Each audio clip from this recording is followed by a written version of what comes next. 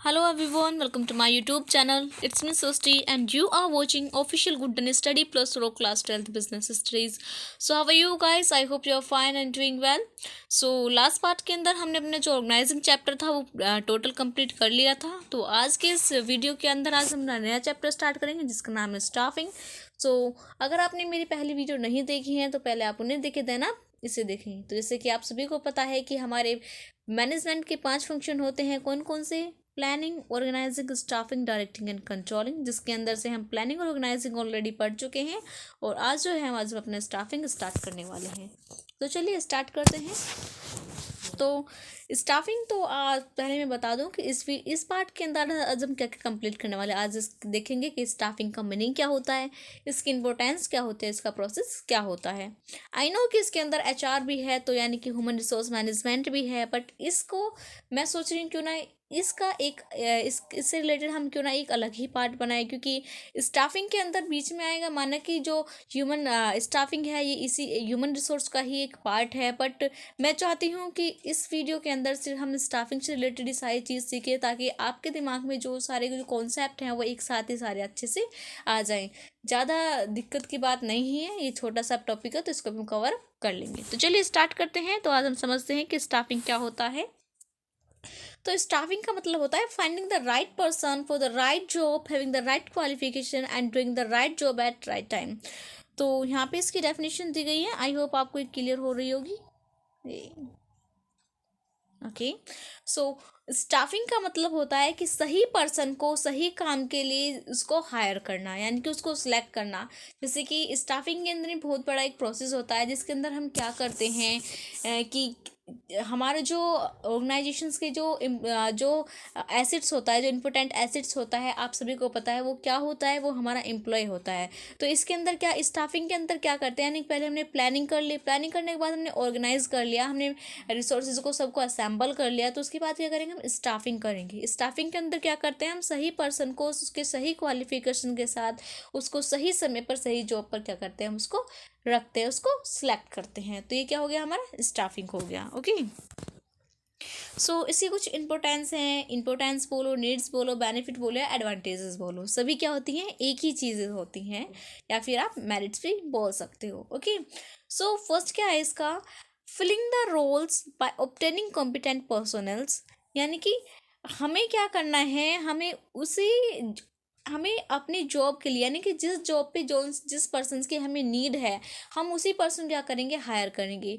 अब इसके अंदर भी जब हम आप इसका प्रोसेस देखोगे तो उसमें भी आप देखोगे कि कितने सारे किस तरह से क्या करते हैं, वैकेंट जॉब के लिए अप्लाई करते हैं, फिर उसमें से किस किस तरह से हम अपने लोगों को उनको चूज़ करते हैं. चूज़ करने के बाद उनके बहुत सारे फर्दर और प्रोसेस से उनको गुजरना पड़ता है. उसके बाद हम क्या करते हैं, सही पर्सन को सही जॉब पे क्या करते हैं, उसको प्लेस करते हैं. तो इसके अंदर क्या, staffing function is needed to fill the job position. Staffing function के अंदर क्या करते हैं, अपनी जॉब वैकेंट जॉब जो होती है ऑर्गेनाइजेशन के अंदर उसको फुलफिल करते हैं. ठीक है.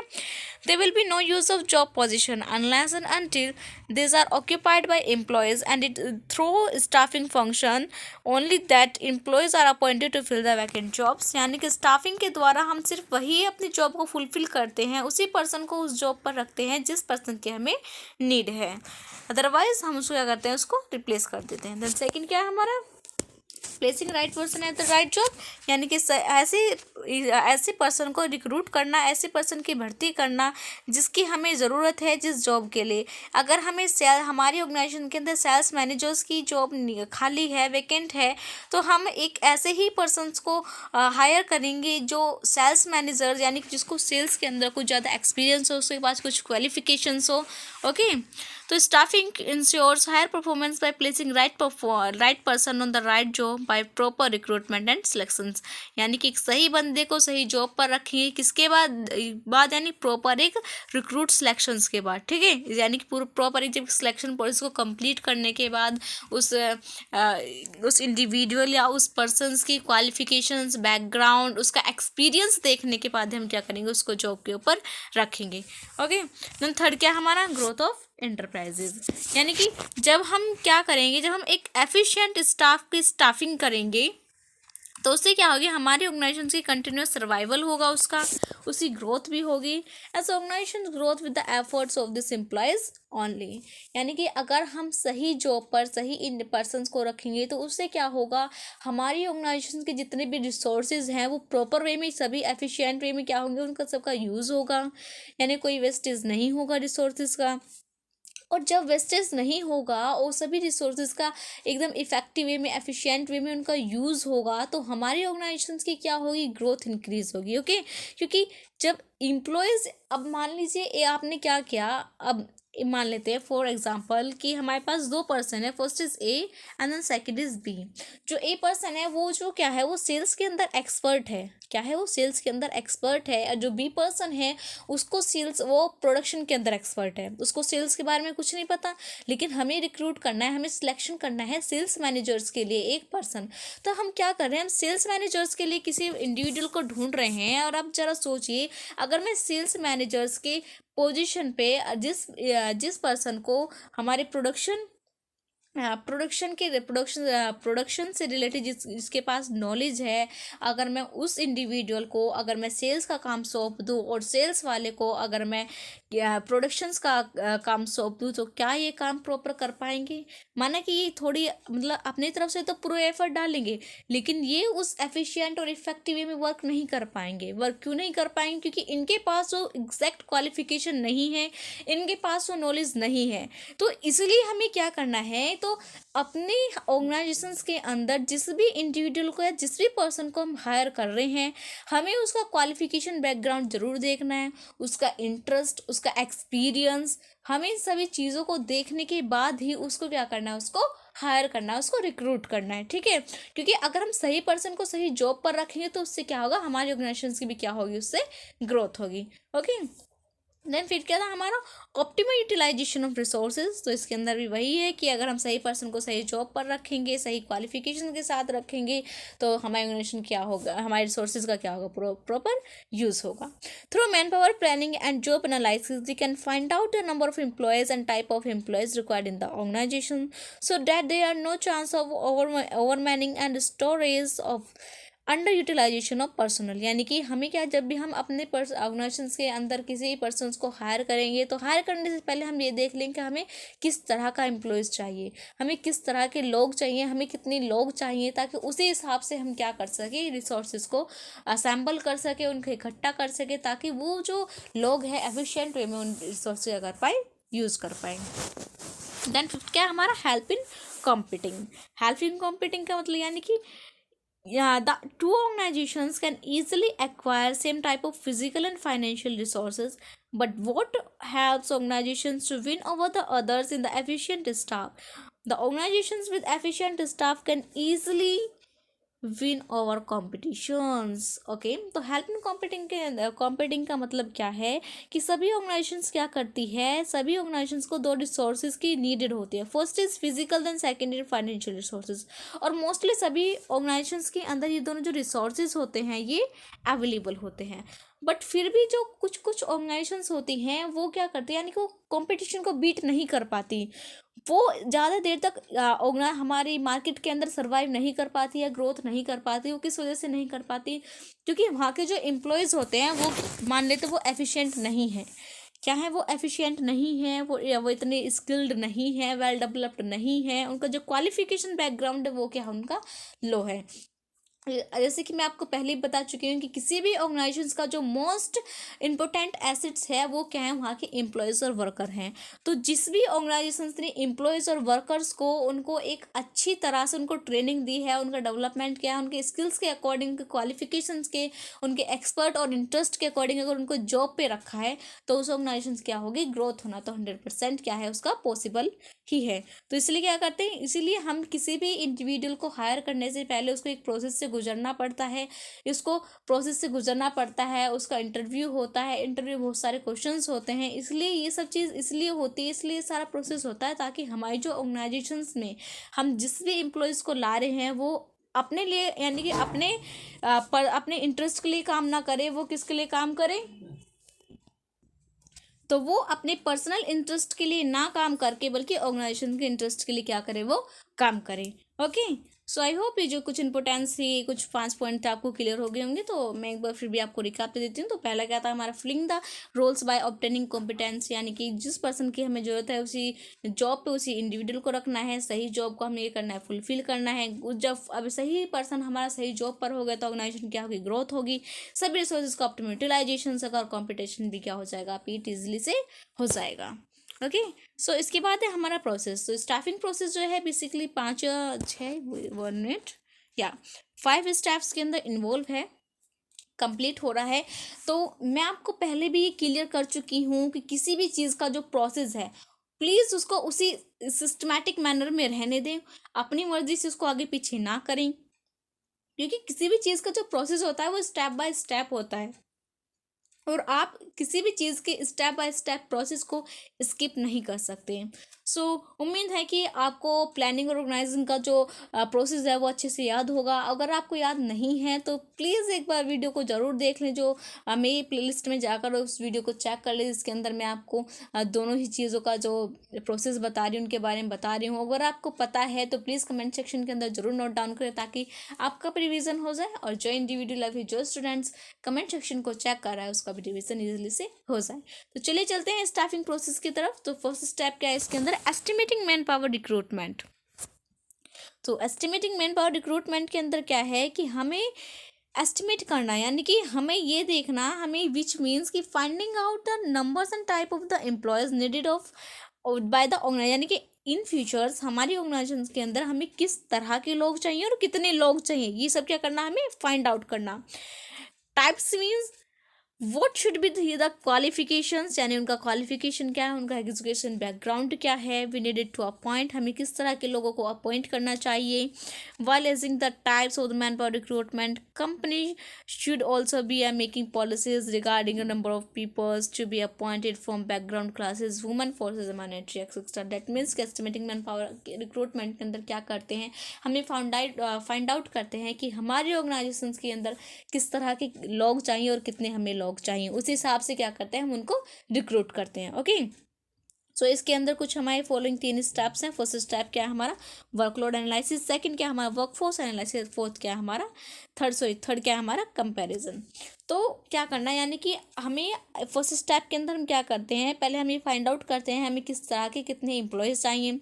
उसके बाद हम अपनी ऑर्गेनाइजेशन का वर्कलोड एनालिसिस करेंगे कि हमारी ऑर्गेनाइजेशन के अंदर कितना काम है और उस काम को करने के लिए हमें कितना वर्कफोर्स चाहिए, यानी कितने ह्यूमन बींग्स चाहिए, कितने एम्प्लॉयज़ चाहिए। ठीक है, इन दोनों चीज़ों को एनालाइज करने के बाद हम इनका कंपैरिजन करेंगे, यानी कि अपने वर्कलोड और वर्कफोर्स को क्या करेंगे, हम उनको कंपैरिजन करेंगे कि हमारा वर्कलोड कितना है, हमारे पास वर्कफोर्स कितना है। अगर हमारे पास वर्कलोड ज़्यादा है, प्लीज़ इस बात को ध्यान से सुना, मैंने क्या बोला, अगर हमारी ऑर्गेनाइजेशंस के अंदर वर्कलोड ज़्यादा है तो हम क्या करेंगे, अपने जो वर्कफोर्स है यानी कि जो हमारे जो एम्प्लॉयज़ हम क्या करेंगे, ज़्यादा से ज़्यादा हायर करेंगे। लेकिन अगर हमारी ऑर्गेनाइजेशन के अंदर जो वर्कफोर्स है वो क्या है, हमारा कम है, तो जो फालतू के जो वर्कफोर्स है हमारा ज़्यादा, यानी कि वर्कलोड क्या है, वो वर्कलोड तो हमारा क्या है, कम है, लेकिन वर्कफोर्स क्या है हमारा ज़्यादा है। तो यानी कि हमारे ऑर्गेनाइजेशंस के अंदर काम तो कम है लेकिन एम्प्लॉयज़ क्या है, ज़्यादा है। तो ऐसे ही उसमें क्या करेंगे, जो हमारा जो वर्क लोड यानी कि जो हमारे जो वर्क फोर्स है, कुछ लोगों को क्या कर देंगे, हम रिमूव कर देंगे। ठीक है, जिससे कि हमारी ऑर्गेनाइजेशंस के अंदर प्रॉपर क्या बना रहे, एक बैलेंस बना रहे। तो ये था फर्स्ट। देन सेकंड क्या था हमारा, रिक्रूटमेंट। ये सब चीज़ एनालाइज करने के बाद हम क्या करेंगे, हम रिक्रूट करेंगे। ठीक है, it refers to the process of including the people to apply for the job in the organizations after assessing the number and type of the employees required. The managers try that more and more people should apply for the job, that the organizations can get more choice and select the better candidate. If we can fulfill the requirement from the job organizations to the transfer of promotion, then it's very economical, fast and general organizations to fulfill the requirement from the outside of the organizations. तो basically recruitment के अंदर क्या करेंगे, recruitment के अंदर जो manager है वो मैनेजर चाहेगा कि उसकी ऑर्गेनाइजेशन के अंदर ज़्यादा से ज़्यादा लोग क्या करें, अप्लाई करें। क्या करें, ज़्यादा से ज़्यादा लोग अप्लाई करें। अब ज़रा सोचिए, अगर हमारी ऑर्गेनाइजेशन के अंदर ज़्यादा से ज़्यादा लोग क्या करेंगे, वो अप्लाई करेंगे कि उनको हम क्या कर दें, जॉब दें। जॉब के लिए ज़्यादा से ज़्यादा लोग आएंगे, वो अप्लाई करेंगे, तो उसके पास क्या तो मैनेजर को उसके पास क्या मिले, मैनेजर्स को एक क्या मिल जाएगा, एक बेनिफिट मिल जाएगा। बेनिफिट क्या मिल जाएगा कि वाइड वाइडर चॉइस का। अब मैनेजर्स के पास क्या है, बहुत सारी चॉइस है, उसके पास वाइडर चॉइस है कि उन लोगों में से जितने भी लोगों ने एप्लीकेशन दी है, जितने भी लोगों ने अप्लाई किया है, उनमें से सिर्फ वो मोस्ट सुटेबल कैंडिडेट को क्या करेगा, उनमें से हायर करेगा। ओके, तो उसके इस केस में उसे क्या मिल रही है, मोर चॉइस मिल रही है। रिक्रूट कर लिया, रिक्रूट करने के बाद हम क्या करेंगे, सिलेक्शन करेंगे। ओके, पहले तो हमने एस्टिमेटिंग करा, एस्टिमेटिंग के अंदर क्या हमने वर्क फोर्स और वर्कलोड को क्या करा, एनालाइज करा। एनालाइज करने के बाद हमने क्या करा, रिक्रूट करा, यानी कि लोगों ने क्या किया, हमारी जॉब, अपनी जॉब, वैकेंट जॉब के लिए क्या किया, अप्लाई किया। अप्लाई करने के बाद उनका सिलेक्शन। अब मैनेजर के पास क्या है, बहुत सारी चॉइस है, बहुत सारा वाइडर स्कोप है कि उसमें से मोस्ट सुटेबल कैंडिडेट को क्या करे, वो हायर करे। तो सिलेक्शन में क्या, it refer to choosing the most suitable candidate to fulfil the vacant job position. तो सिलेक्शन के अंदर क्या करते हैं, हम मोस्ट सुटेबल कैंडिडेट को क्या करते हैं, हम हायर करते हैं, ताकि हमारी जो वैकेंट जॉब पोजीशन है वो क्या हो जाए, हमारी फुलफिल हो जाए। To select along through a process, और इसको क्या, यानी किसी भी एक मोस्ट सुटेबल कैंडिडेट को किस तरह से सिलेक्ट करते हैं, प्रोसेस के द्वारा। ठीक है, विच इन्वॉल्व इंटरव्यू या फिर टेस्ट हो गए, यानी कि इंटरव्यू के थ्रू हम क्या करते हैं, उस कैंडिडेट को क्या करते हैं, सिलेक्ट करते हैं। ठीक है, to select the best among the believers to make select candidate easier and low seriously things are done in the organizations. Then fourth क्या है हमारा, placing and orientation, placement and orientations. अब हमने क्या किया, अब हमने एस्टिमेशन भी कर लिया, एस्टिमेशन करने के बाद रिक्रूट भी कर लिया, रिक्रूट के बाद हमने एम्प्लॉय को सिलेक्ट भी कर लिया। अब एम्प्लॉय को सिलेक्ट कर लिया है इंटरव्यू के थ्रू, प्रोसेस के थ्रू, अब उसके बाद क्या करेंगे, उसका प्लेसमेंट करेंगे। प्लेसमेंट का मतलब होता है कि उस इंडिविजुअल को क्या दिखाना, उसकी जगह दिखाना, हमें उसकी पोस्ट दिखाना, क्या दिखाना, हमें उसको ऑक्यूपाइंग पोस्ट दिखाना, कि जिस पोस्ट के लिए उसने अप्लाई किया है उसकी उस सही इंडिविजुअल को उसकी पोस्ट के ऊपर रख देना। देन ओरिएंटेशन, ओरिएंटेशन का बेसिकली जो मीनिंग होता है हमारा इंट्रोडक्शंस। ओरिएंटेशन यानी कि हमने एम्प्लॉय को क्या कर दिया, उसकी पोस्ट दिखा दी, उसको एक उसकी पोस्ट दे दी जिस पोस्ट के लिए उसने अप्लाई किया था। अब उसका ओरिएंटेशन कराएंगे, यानी कि अब उसका इंट्रोडक्शन कराएंगे। इंट्रोडक्शन किनसे कराएंगे, इंट्रोडक्शन हम जो एग्जिस्टिंग स्टाफ है, एग्जिस्टिंग एम्प्लॉयज़ हैं, उनके साथ हम क्या करवाएंगे, अपने न्यू एम्प्लॉयज़ से क्या क्या कराएंगे, उसका हम इंटरेक्शन कराएंगे, उसका इंटरव्यू करवाएंगे, उसका इंट्रोडक्शन कराएंगे। ठीक है, अब इंट्रोडक्शन भी किस तरह से होता है, अगर हमारी ऑर्गेनाइजेशन छोटी है, क्या है, अगर हमारी ऑर्गेनाइजेशन स्मॉल है तो मैनेजर्स क्या करेगा, उस इंडिविजुअल को अपने साथ लेगा और सभी जो जिसके साथ उसकी जान पहचान होना ज़रूरी है उनके साथ उसकी क्या कराएगा, जान पहचान कराएगा, उसका इंट्रोडक्शन कराएगा कि भाई ये इंडिविजुअल आया, इस जॉब के लिए आया, आज से ये इस कंपनी के क्या इस ऑर्गेनाइजेशन के अंदर काम करेगा और आपकी ये ड्यूटी है और आपको इनको गाइड करना है या फिर आपको इनके ऑर्डर को क्या करना है, फॉलो करना है।